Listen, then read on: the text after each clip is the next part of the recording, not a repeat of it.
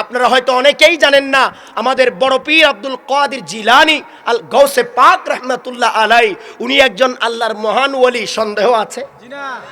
কি বলেন, সন্দেহ আছে? শুধু কি ওলি নাকি অলিকুলের সম্রাট?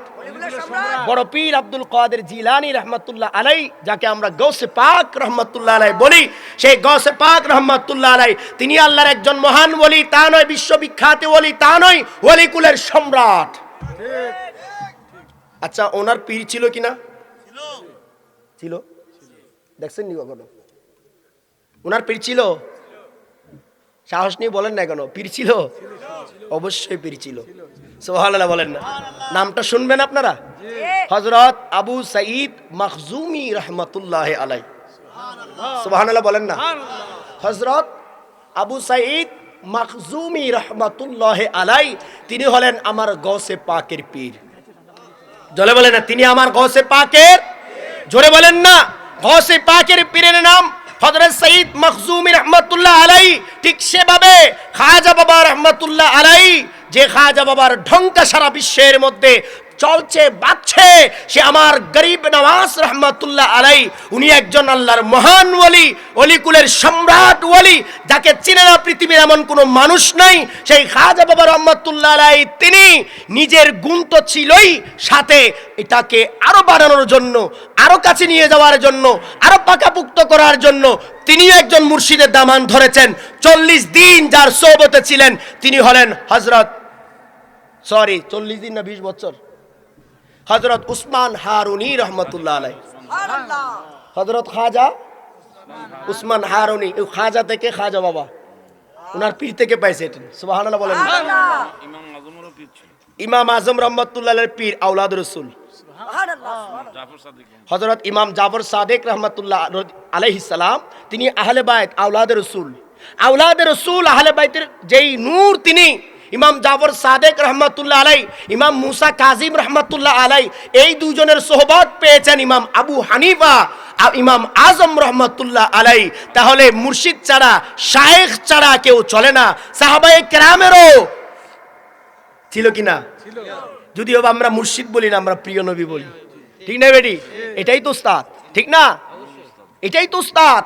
তিনি আমাদের প্রিয় নবী। সাহাবায়ে কেরামকে গাইডলাইন দিয়েছেন, সাহাবীরা তাবিঈদেরকে গাইডলাইন দিয়েছেন, তাবিঈরা তবে তাবিঈদেরকে গাইডলাইন দিয়েছেন, এই তবে তাবিঈরা ইমাম সালফে সালেহিন যারা, তাদেরকে গাইডলাইন দিয়েছেন। এরপর ইমামরা পরবর্তী ইমামদেরকে গাইডলাইন দিয়েছেন। ইমাম বুখারী, ওনার উস্তাদ ছিল হযরত ইসহাক ইবনে রাহুয়াই রহমাতুল্লাহ আলাই, যে বুখারী শরীফের কথা বলে মানুষকে বিভ্রান্তি করে, সেই ইমাম বুখারীর উস্তাদের নাম হযরত ইসহাক ইবনে রাহুয়াই রহমাতুল্লাহ আলাই। ইমাম তিরমিজির উস্তাদের নাম ইমাম বুখারী রহমাতুল্লাহ আলাই। এভাবে ইমাম তিরমিজি আরেকজনের শায়েখ ছিলেন। এভাবে ধারাবাহিকভাবে এসেছেন। গৌসে পাকেরও শায়েখ ছিলেন, খাজা বাবারও শায়েখ ছিলেন, শাহজালালেরও শায়েখ ছিলেন, শাহপুরান রহমাতুল্লাহর শায়েখ ছিলেন। ওলি মুর্শিদ ছাড়া, শায়েখ ছাড়া সহজে কেউ গড়ে উঠতে পারে না। ঠিক না বেটি? তাদের প্রয়োজন হয়, আর আমার প্রয়োজন নাই। কেননা আমি ঢাকা বিশ্ববিদ্যালয় থেকে লেখাপড়া করি, আমি চট্টগ্রাম থেকে লেখাপড়া করি, আমি ভালো বিশ্ববিদ্যালয়ের ছাত্র, আমি ভালো মাদ্রাসার ডিগ্রিধারী, তাই আমার শায়েকের প্রয়োজন নাই। এরকম অহং আছে কি নাই অনেকের? বলেন আছে কি নাই? এমনিতেই পার হয়ে যাব, সরাসরি একটা সিঁড়ি আছে, সেই সিঁড়ি তো উঠে আমি পার হয়ে যাব না, সম্ভব নয়। আল্লাহর কাছে যেতে হলে একটা চেইন আছে, সিঁড়ি আছে, সেই সিঁড়ির নাম হলো সিরাতাল লাযিনা আনআমতা আলাইহিম। সিরাতাল লাযিনা আনআমতা আলাইহিম। আলাইহিম বহুবচন, আলাইহিম কি বহুবচন। আপনি শুধু বলবেন যে আমি একজনকে মানি, বাকি জনকে অস্বীকার করি, হবে না। আমি ইমাম আজমকে মানি, বাকি ইমাম মানি না, হবে না। আমি গৌসে পাককে মানি, বাকি ওলি মানি না, হবে না। আমি খাজা বাবাকে মানি, বাকি ওলিদেরকে মানি না, হবে না। আমি একজন প্রিয় নবীর প্রিয় সাহাবী মানি, বাকি অন্যান্য মকবুল সাহাবীদেরকে মানি না, হবে না। আমি আহলে বাইতকে মানি না, হবে না। একটা সুন্দর চেইন আছে, সেই চেইন মোতাবেক আমাদেরকে চলতে হবে, যাদের উপর আল্লাহর নিয়ামত রহমত নাজিল হয়েছে। আনআমতা আলাইহিম, আল্লাহ বহু বচন ব্যবহার করেছেন, জমা ব্যবহার করেছেন। একজন নয়, বহুজন মিলে জমা হয়। সেটা হলেন আল্লাহ রাসূলের প্রেমের সিলসিলা। শায়েখ ছাড়া ছাত্র ভালো হয় না, ঠিক না বেঠিক? শায়েখ ছাড়া ছাত্র সেজন্য আমরা গুনহেগার। আমার শায়েখ আমার মুর্শিদ হলেন আজকে যাকে প্রধান মেহমান বানিয়েছেন আল্লামা হাফেজ কারি সৈয়দ সাইফুর রহমান নিজামী শাহ, সুবহানাল্লাহ বলেন না। তিনি জাহিরে এলমের অধিকারী, বাতিনি এলমের অধিকারী, তিনি মুফতি বানানে ওয়ালা, মুহাদ্দিস বানানে ওয়ালা, আলেম বানানে ওয়ালা। তিনি একজন আল্লাহর মহান ওলি আওলাদে রাসূল। আমি ওনার মুরিদ, আমি ওনার সন্তান, আমি ওনার ছাত্র, যেটাই বলেন আপনারা। আপনারা যারা এরকম একজন আল্লাহর মহান ওলির দামান ধরেছেন, আপনাদের সৌভাগ্য, আপনাদের ঈমান কেউ নষ্ট করতে পারবে না। আমি বিশ্বাস করি যারা সত্যিকার অর্থে আল্লাহর এই মহান ওলির দামান ধরেছেন, বাকিরা নষ্ট হলো, আপনারা নষ্ট হবেন না। ঠিক না বেঠিক? বাকিদেরকে যখন বলা হবে হুজুর বলবেন দাঁড়িয়ে মসজিদের মিম্বারে, আপনাদের এখানের কথা বলছি না, যে কোনো জায়গায় এত বড় হুজুর মসজিদের মিম্বারে দাঁড়িয়েছেন, তার তো এলম থাকবেই, এই ধারণা তো সবার আছে। ঠিক না বেঠিক? হুজুর দাঁড়িয়ে যখন বলবে যে দরকার নাই সালাতুস সালামের কি প্রয়োজন, সালাতুস সালামের কোনো প্রয়োজন নাই, তো পাবলিক মনে করবে যে এত বড় হুজুর কি আর মিথ্যা বলবে? তখন আর প্রিয় নবীর প্রেমের দিকে দেখে না। এত বড় হুজুর কি আর মিথ্যা বলবে? তারা তো জানে না যে এত বড় হুজুর কাফেরে জিত ছিল। কাফেরে জিত মসজিদে, জুমার মসজিদে দাঁড়িয়ে খুতবা দিত। ঠিক না বেঠিক? এত বড় বড় হুজুর সব যুগে ছিল। সেজন্য ঈমান তাদের নষ্ট হয় নাই যারা সঠিক মুর্শিদের দামান ধরতে পেরেছে। সবাই পথহারা হয়ে যায়, কিন্তু আল্লাহর একজন মহান ওলির দামানে থাকলে তারা পথহারা হয় না। যারা গৌসে পাকের হৃদয় থেকে ভালোবাসেন, আমি চ্যালেঞ্জ দিয়ে বলবো তাদের ঈমান নষ্ট হবে না। যারা খাজা বাবা রহমতুল্লাহ আলাইহিকে মন প্রাণ খুলে ভালোবাসেন, তাদের ঈমান নষ্ট হবে না। সেই খাজা বাবারই আওলাদ, সিলসিলার আওলাদ, আমার মুর্শিদ কেবলার দামান যারা ধরেছেন, তাদের ঈমান নষ্ট হবে না। এটা আমি চ্যালেঞ্জ দিয়ে বা গ্যারান্টি দিয়ে বলতে পারি। এটা কেন বলতে পারি? কেননা আমার মহান মুর্শিদ কেবলা আমাদেরকে ঈমানের বিপরীত, আল্লাহ রসুলের বিপরীত কোনো আমল, কোনো শিক্ষা, কোনো আকীদা দেন নাই। যা দিয়েছেন কোরআন হাদিস থেকে সত্যিকার আকীদা বা বিশ্বাস। ঠিক না বেঠিক? তাহলে আমরা সবাই ওই বিশ্বাসী যে প্রিয় নবীকে ইয়া রাসূলুল্লাহ বলাটাকে শিরিক নয়, এটাই ইবাদত। তাই নারায়ে তাকবীরের সাথে নারায়ে রিসালাত আমরা বলি। তো প্রিয় নবী সব অন্তরের কথা জানেন, নামাজের মধ্যে জানেন, সব জায়গায় জানেন। প্রিয় নবী অন্তরের কথা জানেন। ও আমার জিবরিল, তুমি কি চাও? ইয়া রাসূলুল্লাহ, ইয়া হাবিবাল্লাহ, আমি চাই হাসরের ময়দানে আপনার উম্মত যখন পুলসিরাত পার হবে, কি পার হবে? জোরে বলেন না, কি পার হবে? পুলসিরাত পার হবে। আমার 600 ডানা, এত বড় বড় ডানা। হযরত জিবরিল আলাইহিস সালামের একটা ডানা যদি দুনিয়াতে ছেড়ে দেয়, আঘাত করে, তাহলে সারা দুনিয়ার মানুষ চুরমার হয়ে যাবে, ধ্বংস হয়ে যাবে। এরকম একটা দুইটা নয়, 600টা ডানা আছে, পাখা আছে হযরত জিবরিল আলাইহিস সালামের। ইয়া রাসূলুল্লাহ, ইয়া হাবিবাল্লাহ, আমার একটাই চাওয়া, সেটা হলো হাসরের ময়দানে আপনার উম্মতগুলো, আপনার আশিকগুলো, পাগলগুলোকে আমি জিবরিল আলাইহিস সালামের ডানায় ভর করিয়ে করিয়ে আমি জান্নাতে পাঠিয়ে দিতে চাই। জোরে বলেন না সুবহানাল্লাহ। আমাদের আপন জিবরিল আলাইহিস সালাম, সুবহানাল্লাহ। কেন জানেন? কেননা আমরা প্রিয় নবীর আপন। প্রিয় নবীর আপন যারা, তাদের আপনত্ব কেউ ছাড়ে না। আমাদেরকে হাসরের ময়দানে জিবরিল আলাইহিস সালাম সহযোগিতা করবেন, কোনো চিন্তা আছে? বলে না, কোনো ভয় আছে? আল্লাহর প্রিয় নবী বললেন, যাও, তোমার আবেদন মঞ্জুর হয়ে যাবে, আমি আল্লাহর দরবারে সেটা পেশ করব। আল্লাহর প্রিয় নবী দরবার মধ্যে চলে গেলেন। আল্লাহর প্রিয় নবী লা মকানে গেলেন। লা মকা, কোনো জায়গা নাই। একটু আগে বলেছি আল্লাহ জায়গা থেকে পবিত্র। লা মকান মানে, বলেন না, লা মকান মানে কোনো জায়গা নাই, কোনো স্থান নাই। লা মকান, আল্লাহ কোথায়? লা মকানে। এ কোথায় বলাটাও যায় না, বুঝার জন্য মানুষকে বলতে হয়। কোথায় শব্দ যেখানে নাই, এটার নাম লা মকান।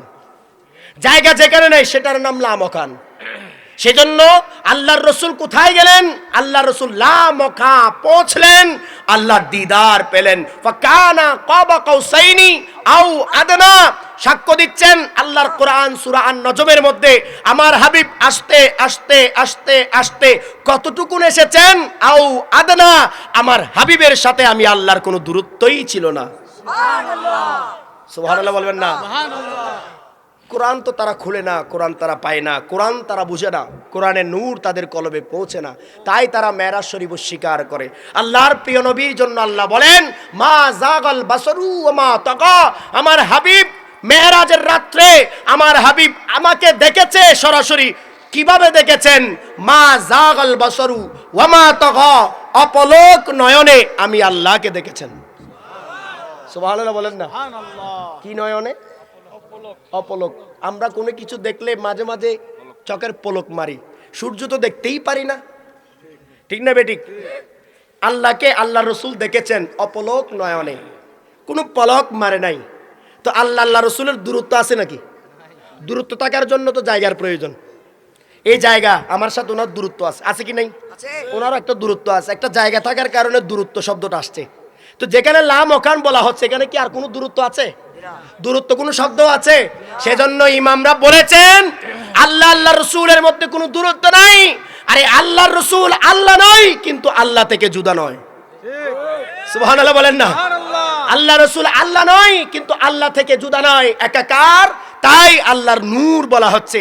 আল্লাহর নূর বুঝার জন্য এই মেরাজ শরীফ হলেন সর্বোত্তম সর্বশ্রেষ্ঠ দলিল, ঠিক না বেঠিক?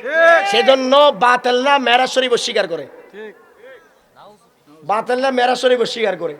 মেরাজ শরীফ অস্বীকার মানে কোরআন অস্বীকার, মেরাজ শরীফ অস্বীকার মানে হাদিস অস্বীকার, মেরাজ শরীফ অস্বীকার মানে আল্লাহর শান অস্বীকার, মেরাজ শরীফ অস্বীকার মানে প্রিয় নবীর শান অস্বীকার, ঠিক না বেঠিক?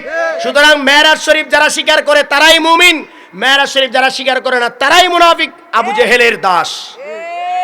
আল্লাহর প্রিয় নবী মেরাজে গেলেন আল্লাহর দিদার, আল্লাহর দিদারের পর দুনিয়াতে আসছেন।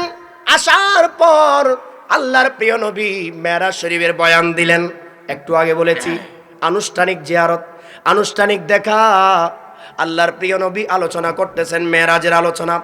ফজরের সময় যখন আলোচনা শুরু করলেন, প্রিয় নবীর প্রিয় সাহাবীরা সবাই বললেন, ইয়া রাসূলুল্লাহ, ইয়া হাবিবাল্লাহ, সাদ্দাক্তা সাদ্দাক্তা, আপনি সত্য বলেছেন, সত্য বলেছেন। আপনার মেরাজ সত্য, আপনার সফর সত্য, আপনি যা বলেছেন তাই সত্য। আর মুনাফিকরা মনের মধ্যে ওয়াসওয়াসা শুরু করে দিল। মুনাফিকরা বলল, এটা কিভাবে সম্ভব? রাতের অল্প সময়ে কিভাবে বাইতুল মুকাদ্দাসে যাওয়া সম্ভব? শত শত মাইল যাওয়া কিভাবে সম্ভব? আসমানে ওঠা কিভাবে সম্ভব? জান্নাত জাহান্নাম দেখা কিভাবে সম্ভব? আল্লাহকে দেখা কিভাবে সম্ভব? মুনাফিকের মনের মধ্যে চলতেছে ওয়াসওয়াসা, শয়তান ইবলিস তাদের মনে চলতেছে, দিচ্ছে ওয়াসওয়াসা। তাই তারা মজলিসের মধ্যে সরাসরি কিছু বলে নাই, আস্তে করে তারা উঠে চলে গেল। এভাবে দেখবেন যেখানে প্রিয় নবীর শান বলা হয়, দুই শ্রেণীর লোক আছে। এক শ্রেণীর লোক যারা প্রিয় নবীর শান শোনার জন্য বসে থাকে, প্রিয় নবীর প্রেমের আলোচনা শোনার জন্য বসে থাকে। আর এক শ্রেণীর লোক আছে যারা প্রিয় নবীর আলোচনা শুনলে আস্তে করে কিছু বলে না, আস্তে করে আবার প্রস্রাব বা হাজতের জন্য যায়, এটা ভিন্ন কথা। কিন্তু কিছু মানুষ আছে প্রিয় নবীর শান আসলে, আবার কিছু মানুষ আছে ইয়া নবী সালাম পড়লে, ঠিক না বেঠিক? আপনাদের এদিকে ভালো মানুষ, আমাদের এদিকের কথা বলতেছে আমি, এখানেও আছে। আমার বিশ্বাস হয় না সেটা, এতগুলো মানুষ আশেকের রসুল আছে, এখানেও আছে। তাদেরকে আপনারা বুঝাতে পারেন না? তার নাকি তারা বুঝে না? আবু জেহেলকে আল্লাহ রসুল বললেন যে ঠিক আছে আমি চাঁদ দুই টুকরো করে দেব, তুমি কি ইমানদার হবা? বলতেছেন কেন হব না, এত বড় কাজ করলে আবার ইমানদার হয় না বুঝি? প্রিয় নবী শুধু আঙ্গুল মুবারক ইশারা করলেন। কোন আঙ্গুল? শাহাদাত আঙ্গুল। সুবহানাল্লাহ। সেই জন্য শাহাদাত আঙ্গুলের মর্যাদাও বেশি। এই কারণে কিন্তু শাহাদাত আঙ্গুলের মর্যাদাটা কি বেশি। আমরা কোনো কিছু করলে শাহাদাত সাক্ষ্য দেয় কি দিয়ে? দেখবেন আলোচনা করার সময় সুবহানাল্লাহ বলবেন না? আল্লাহর প্রিয় নবী শাহাদাত আঙ্গুল মুবারক চন্দ্রের দিকে দিলেন ইশারা করে, যা বলার বলছেন মনে মনে, শুধু ইশারাটা। চাঁদ বলতেছেন আমার দিকে ইশারা, এর মানে হলো আমি কুরবান হতে হবে, আমি কুরবান হতে হবে, এছাড়া আমার আর কোনো উপায় নাই। চাঁদ আঙ্গুল মুবারক যখন চাঁদের দিকে, চাঁদ বলেন এটা আমার সৌভাগ্য ইয়া রাসূলুল্লাহ, কারণ আমার নবী শুধু মানুষের নবী নন, আমার নবী সৃষ্টি জগতের নবী, সূর্যের নবী, চাঁদের নবী, আকাশের নবী, বাতাসের নবী, পাহাড়ের নবী, আমার নবী কুল কায়নাতের নবী। প্রিয় নবীর গোলামি শুধু আমরা নই, সৃষ্টি জগতের সবাই প্রিয় নবীর গোলামি করে, ঠিক না বেটে? চাঁদ বলে ইয়া রাসূলুল্লাহ, বুঝতে পেরেছি আপনি আমার দিকে ইশারা করেছেন, এর মানে হলো আমাকে কোরবান হতে হবে। আর দেরি করে নাই, প্রিয় নবীর প্রেমে ফেটে চাঁদ দুই টুকরা হয়ে গেল। হুজুর কোথায় পাইলেন? বেদাত করতেছেন না। কোরআন শরীফ, ওয়ান শাক্কাল কামার আছে কি নাই হুজুর? আছে। ওয়ান শাক্কাল কামার, চাঁদ দুই টুকরা হয়ে গেল, ফেটে গেল, ভেঙ্গে গেল। প্রিয় নবীর প্রেমে উৎসর্গ করে দিল চাঁদ, যে ইয়া রাসূলুল্লাহ, মানুষ কেন, আমি চাঁদও আপনার প্রেমে কোরবান। উস্তুনে হান্নানাত, একটা খেজুর গাছের কুটি, দুর্বল খুঁটি, শুকনা খুঁটি গাছ, উস্তুনে হান্নানা, খেজুর গাছের কুটি। আল্লাহর প্রিয় নবী মসজিদের মধ্যে, মদিনা শরীফ দরবারে আজম, আমরা বলি দরবারে আজম, সবচেয়ে বড় দরবার হলো মদিনা শরীফ। দরবারে আজম এটাই দরবারে ইলাহি, দরবারুল্লাহ। আল্লাহর দরবার বলতে যেটা বোঝায় সেটাই মদিনা শরীফ। সেজন্য আল্লাহর কোরআন বলে, ও হে আমার বান্দারা, তোমরা যখন কোনো অপরাধ করবা, গুনাহ করবা, অন্যায় করবা, তোমরা কোথায় যাবা? তোমরা দরবারে আজমে যাও, আমার নবীর কাছে যাও। কোরআন, আমার নবীর কাছে যাও। আমার নবীর কাছে গেলে আমার নবী যদি তোমাদের পক্ষে একটু সুপারিশ করে দোয়া করে, আমি আল্লাহ গ্যারান্টি দিলাম, লাওয়াজাদুল্লাহ তাওয়াবার রহিমা, অবশ্যই অবশ্যই আল্লাহকে তওবা কবুলকারী, গুনাহ ক্ষমাকারী, রহমান রহিম হিসেবে পেয়ে যাবে। সুবহানাল্লাহ বলবেন না? সেজন্য আল্লাহ বলছেন, আমার নবীর দরবারে যাও। কোথায় যাও? আমার নবীর দরবারে যাও। এই দরবারটা হলো দরবারে আজম, দরবারে ইলাহি, দরবারুল্লাহ, আল্লাহর দরবার। আল্লাহ পাওয়ার ঠিকানা হলো প্রিয় নবীর। সেজন্য মদিনা শরীফ দরবারে আজম। এই দরবারে আজমের মধ্যে যখন প্রিয় নবী খুতবা দিতেন, ওই খেজুর গাছের খুঁটির মধ্যে দাঁড়িয়ে দাঁড়িয়ে খুতবা দিতেন, আলোচনা করতেন, জুমার আলোচনা, অন্যান্য আলোচনা। প্রিয় নবীর খুবই কষ্ট হতো, শরীর মুবারকে কষ্ট পেতেন, কিন্তু উম্মতকে কখনো বলে নাই দুনিয়ার শান্তি যেটাকে বলা হয়, প্রিয় নবী এগুলোর ঊর্ধ্বে। আওয়াজ দিয়ে বলুন সুবহানাল্লাহ। শান্তি আমাদের জন্য প্রয়োজন নাই, প্রয়োজন প্রিয় নবীর জন্য শান্তির প্রয়োজন নাই, কেননা শান্তির মালিক তিনি। সেজন্য প্রিয় নবী জাহিরি কষ্ট করে আমাদেরকে শিক্ষা দিয়েছেন, আমি যদি শান্তি দেখাই নিজের জন্য, তাহলে আমার উম্মত তো শুধু শান্তি শান্তি শান্তি চাইবে, আমার থেকে শিখতে পারবে না। তাই প্রিয় নবী কষ্ট করে আমাদেরকে শিক্ষা দিয়েছেন, প্রিয় নবী যুদ্ধ করে আমাদেরকে শিক্ষা দিয়েছেন, প্রিয় নবী রক্ত মুবারক দান করে আমাদেরকে শিক্ষা দিয়েছেন, প্রিয় নবী সব কিছু দান করে আমাদেরকে শিক্ষা দিয়েছেন, যাতে আমরা বুঝতে পারি, পরিশ্রম করি, কষ্ট করি, দুঃখ পেলেও যাতে প্রিয় নবীকে না ভুলি, আল্লাহকে না বলি। আল্লাহর প্রিয় নবী এত কষ্ট করে খুতবা দিতেন, কিন্তু কেউ সহ্য করতে পারতো না, কষ্ট পেত। আল্লাহর প্রিয় নবী সাহাবীদেরকে না বললো, সাহাবীরা বুঝতে পারতেন, কিন্তু সাহাবীরা সবাই তো জাহিরিভাবে গরিব ছিল। কি ছিল? কয়েকজন ছাড়া প্রায় সব সাহাবায়ে কেরাম জাহিরিভাবে টাকা পয়সার অভাব ছিল, কষ্টে ছিল।